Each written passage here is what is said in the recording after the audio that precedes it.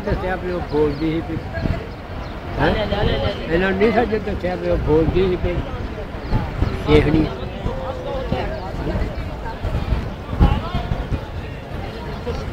ਗੱਲ ਦੱਸਣੀ ਚਾਹੀਦੀ ਸਾਰੇ ਧਿਆਨ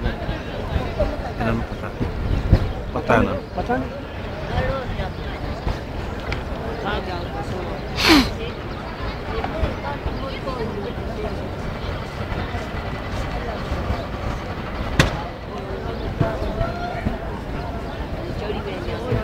ऊपर बाजू ऊपर से नीचे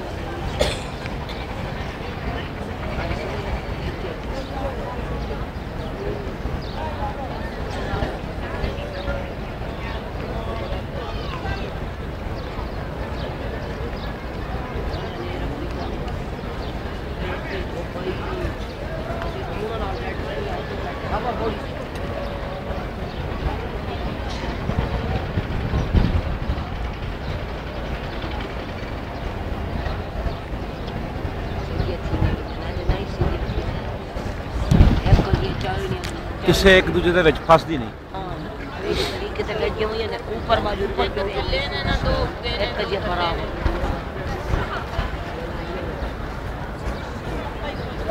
एक परोली आई नहीं है